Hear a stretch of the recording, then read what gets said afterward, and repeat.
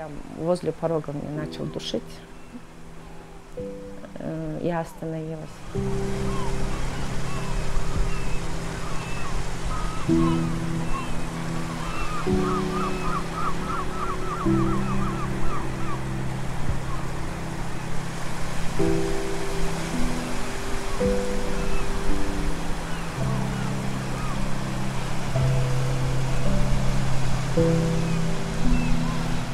Это было в прошлом году, в 2022 году. Я вначале поехала в Кипр, там работает в отеле горничной. Но там мне обещали $500 в месяц проживания, питание бесплатное.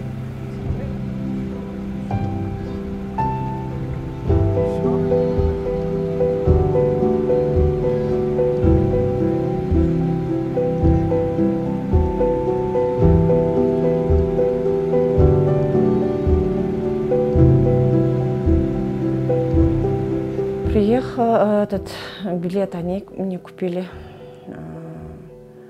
полетела. В первые дни, в первую неделю, сейчас пока работы нету, пока город посмотреть, там, и мы еще отдельную квартиру снять не успели, говорю, пока мы будем жить вместе.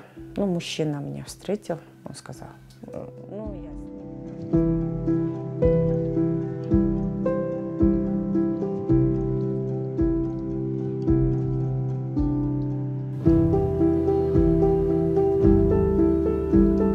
Уже начал меня запирать после этого, чтобы никуда не выпускать.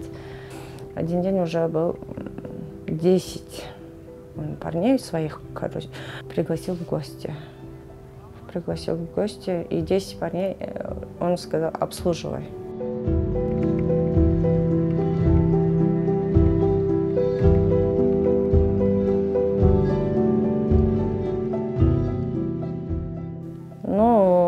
Конечно, были моменты, когда он насильно меня, чтобы я с ним спала, там. Мне как бы вот этот момент, даже если этот человек был для меня противен, на тот момент я только думала, чтобы вернуться к своим детям, живым, здоровым.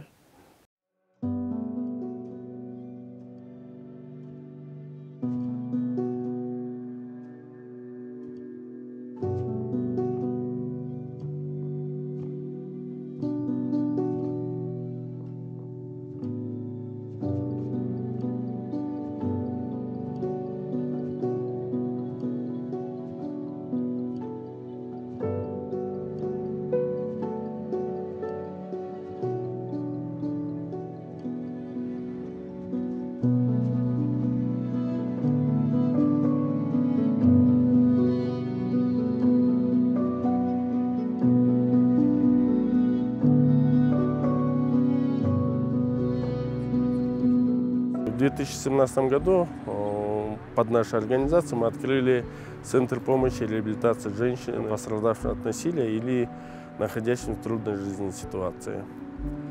И получилось так, что мы непосредственно работаем, чтобы снизить насилие в общем среди населения Каракола, из Курской области и по стране в целом.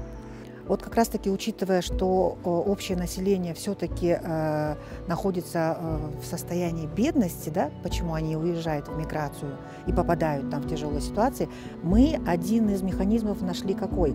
На базе нашего кризисного центра «Химая» мы организовали мини-кондитерский цех и мини-швейный цех, и плюс еще мы работаем, развиваем социальную прачечную. Для чего? Потому что женщины уезжают, они уезжают на малооплачиваемую работу, потому что у них нет навыков своих профессиональных, да, каких-либо. И мы хотим научить женщин кондитерскому, например, мастерству, швейному мастерству, чтобы они могли, может быть, здесь заработать, никуда не уезжая. Да? Вот как-то так.